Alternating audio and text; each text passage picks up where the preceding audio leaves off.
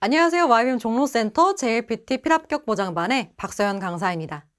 자, 시험이 코앞으로 다가왔기 때문에요. 우리가 N3 레벨에서 주의사항, 시험 당일에 뭘 주의해야 하고 흐름이 어떻게 이루어지고 마지막에 내가 뭘 체크해야 하는지와 같은 것들 준비해 보았습니다. 같이 가보도록 할게요. 먼저 시험이요. 크게 세 파트로 나뉘어져 있다고 이해하시면 될 거예요.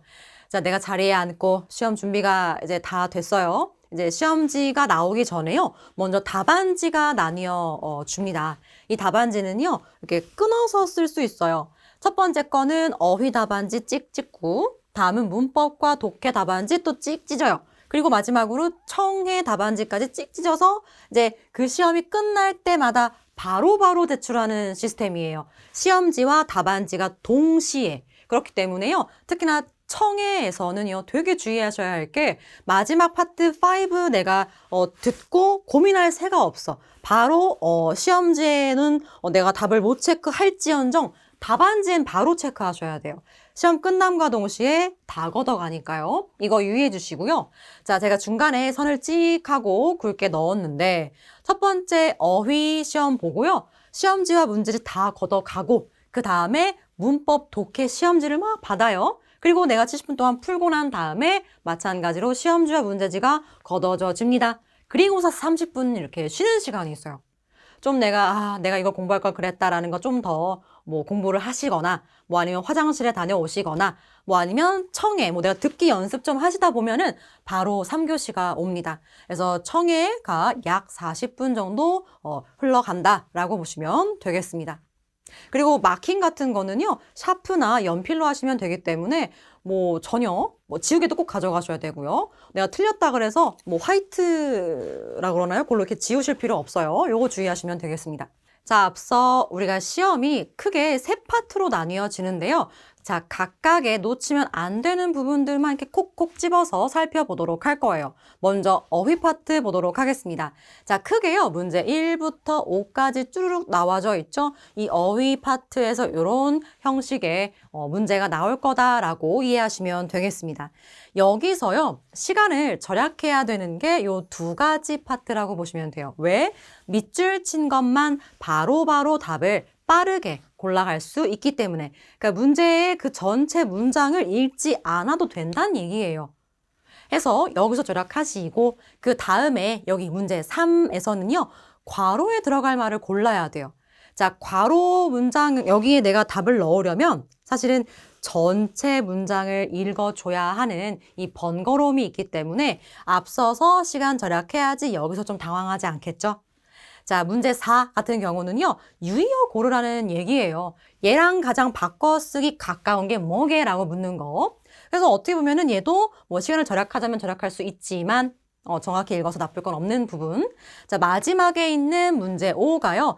제시어가 바르게 사용된 문장 고르라고 딱 확 와닿지 않으시죠? 그래서 가장 다들 어렵다고 하시는 시간이 가장 걸리는 3과 5만 제가 살펴보도록 하겠습니다. 자, 문제 3에서요. 괄호되어 있네요. 쌤 이런 거 어떻게 풀어야 돼요? 물론 차근차근 이렇게 쭉 보시긴 해야 돼요. 하지만 어때요? 보통 이 괄호의 앞뒤로 힌트가 있잖아요. 자, 후타오 시메마쇼 했어요. 후타라는 거는 뚜껑 얘기하는 거예요. 뭐 냄비 뚜껑일 수도 있고요. 무엇이든 간에 덮는 물건.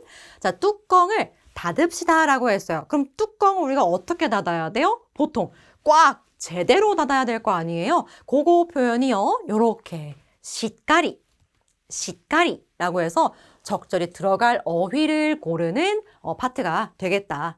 자, 문제 5 보도록 할게요. 자, 보니까요. 요거 단어 딸랑 하나 나와 있고 쭉 보니까 문장 전체가 나뉘어져 있어요.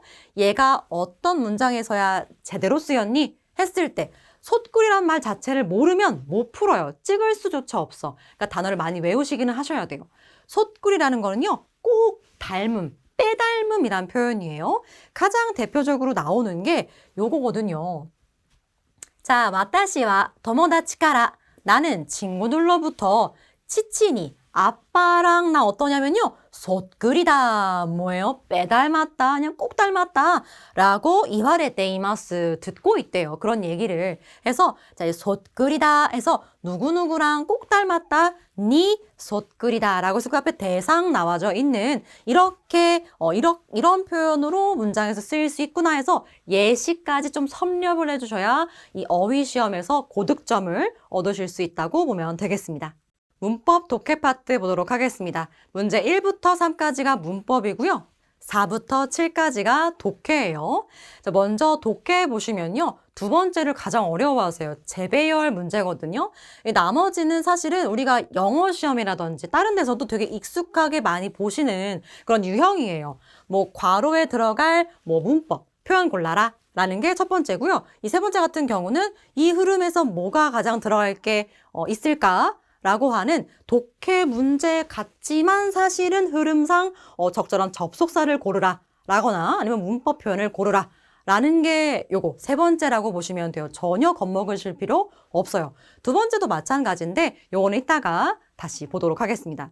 독해 얘기를 한번 해볼게요. N3 레벨 같은 경우에는요. 내 일상에서 많이 쓰이는 표현들 뭐 아니면 누가 들어도 흥미로워, 재밌어. 그러니까 좀 가벼운 소재의 내용들이 많이 나오니까 너무 겁먹으실 필요 없다는 거예요. 쌤, 저는 연습을 되게 어렵게 했어요. 그러면 오히려 시험에서는 너무 긴장하실 필요 없어요. 오히려 즐겁고 재밌고 유익한 정보들의 내용들이 시험 독해 지문으로 나오기 때문에 오히려 이런 얘기가 있구나, 재밌다 하면서 푸실 수도 있어요. 따라서 너무 겁먹으실 필요 없다는 점과 더불어서요. 내가 문법에서 시간을 좀 절약을 해야 독해에서 시간을 풀로 쓰실 수 있다. 풀로 쓴다는 건 뭐냐면은 요령이 통하지 않아요. 문장 전체 하나하나 정말 다 읽어보셔야지 제대로 된 답을 고를 수 있다라는 거거든요. 뭐 이거 앞에 부분 나왔으니까 답은 이거지 뭐라는 식이 안 통해요. 하기 때문에 정말 꼼꼼하게 읽어주셔야 하는 게 JLPT의 독해 문제다라고 보시면 되겠습니다. 자, 문법 파트에서 우리가 어렵다고 이야기하는 게 이 두 번째다. 왜냐, 재배열. 이거 우리말로 했을 때 말이 되는가를 생각하는 게 되게 중요한데 이게 일본어다 보니까 헷갈리거든요. 그래서 차근차근 하셔야 되는 게 주의점이고요.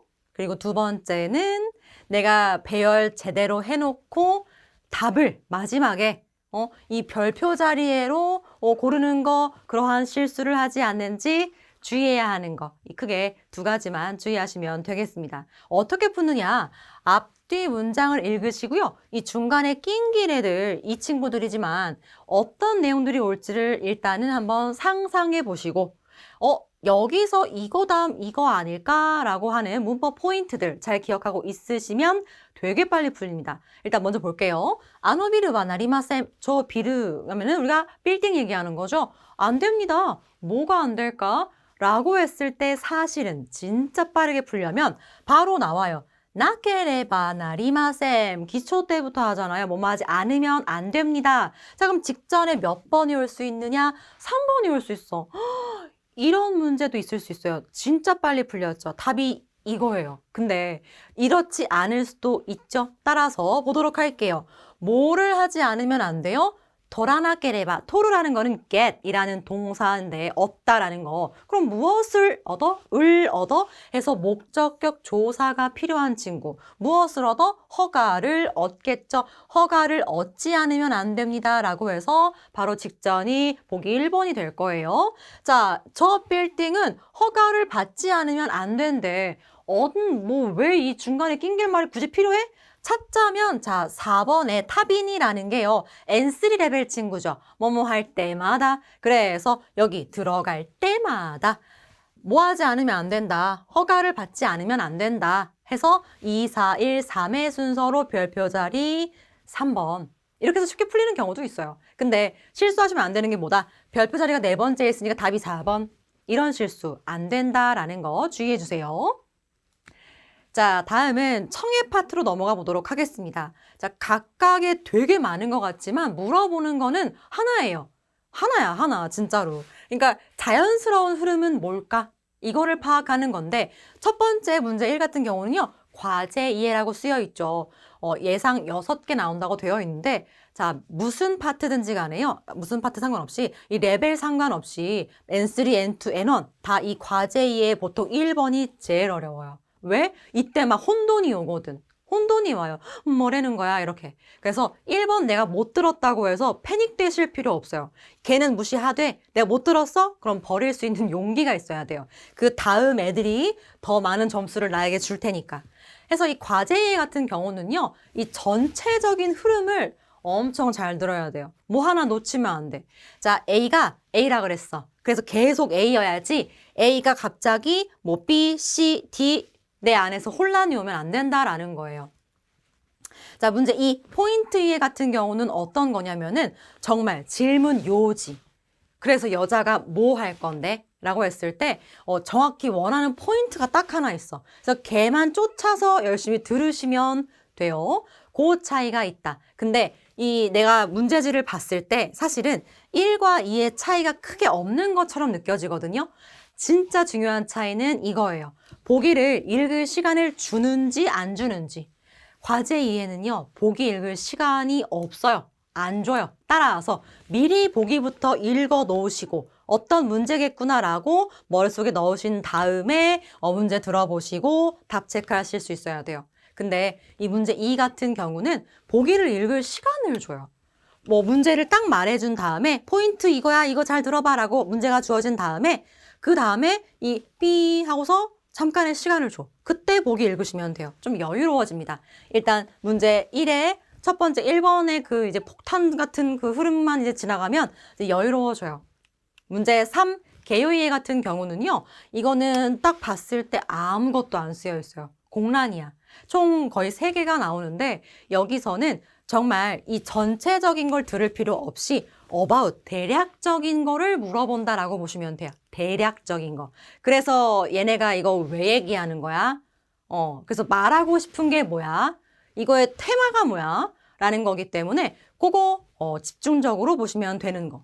그리고 4번째 같은 경우는요. 그림이 나와요. 발화 표현. 이따가 보여드리도록 하겠습니다. 그림에서 어떠한 상황을 주어주고 이 그림에 나오는 사람이 뭐라고 말하면 될까? 적절한 표현은 무엇인가? 라는 걸 고르시면 되는 거.